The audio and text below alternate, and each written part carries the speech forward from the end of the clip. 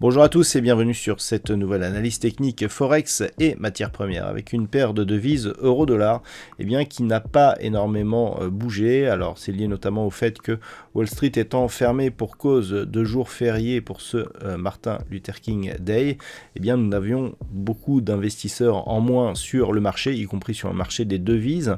Et du point de vue de la paire de devises euro-dollar, on est resté ici autour de la zone des 1.14. Alors la configuration technique, je le rappelle, on est sorti ici de cette zone de range suite à la cassure ici de la zone des 1.1370 et désormais on se stabilise ici après une phase de consolidation. Donc d'un point de vue court terme, on ne remet pas en cause cette cassure puisque l'impulsion ici a été suivie d'une phase de consolidation qui se stabilise désormais et bien au-delà ici de cette zone des 1.1370. Alors même si on prend ici la zone de point haut, puisque nous avions plusieurs zones à ce niveau. Voilà, on le voit ici, même si on prend cette zone de point haut à 1.1380, on est encore loin de ce niveau. Donc pour le moment, on a ici une impulsion qui consolide à plat en conservant des gains. Donc la dynamique reste haussière et tant que 1.1370 n'est pas recassé à la baisse, l'objectif est cette prochaine zone majeure des 1.1523. Sur la paire de devises, livre sterling contre dollar américain, on est bien resté ici au niveau de la zone des 1.1375 avant de décrocher dans l'après-midi pour revenir en direction de la zone des 1.3615. Alors, on a affaire à un mouvement très technique.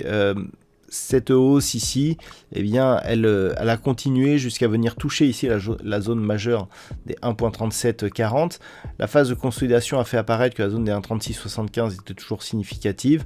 Maintenant, le fait ici que l'on redescende, commence à affaiblir la dynamique qui a été impulsée et qui avait abouti à cette zone ici de point haut.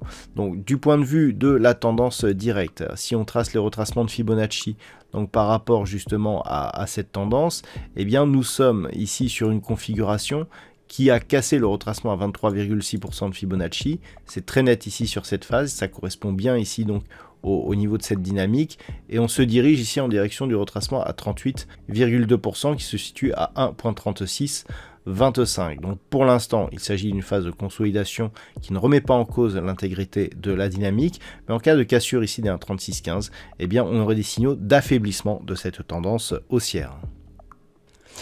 Pas beaucoup de volatilité sur l'or qui est resté ici aux environs des 1818 $ l'once. On est toujours ici dans une zone de range avec un très léger biais haussier ici. Donc depuis maintenant quelques semaines, l'or évolue dans un range entre 1780,50 et 1831,50 $ l'once. On est toujours ici à l'intérieur de ce niveau après deux tentatives ici de franchissement de cette zone de résistance des 1831,50 $ l'once.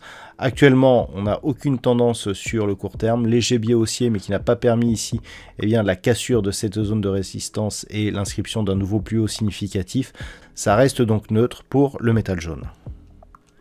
Et puis enfin sur le pétrole WTI, nous sommes toujours ici dans une dynamique fortement haussière, dynamique qui avait été réactivée ici suite au franchissement de la zone des 75 $ le baril. On avait marqué ici un contact sur la zone intermédiaire des 80,50, mais depuis le franchissement ici de cette zone des 75 $ le baril, on sait que c'est cette zone ici des 84,85 $ le baril qui fait figure d'objectif. Alors on peut voir que l'on se rapproche.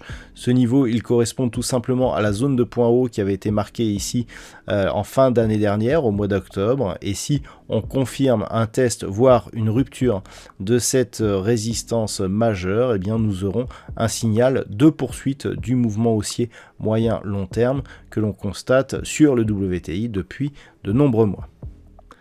Voilà donc ce que l'on peut dire sur cette analyse technique Forex et matières premières. Je vous souhaite de passer une très bonne soirée et on se retrouve dès demain pour d'autres analyses techniques, toujours sur le site boursicoté.com.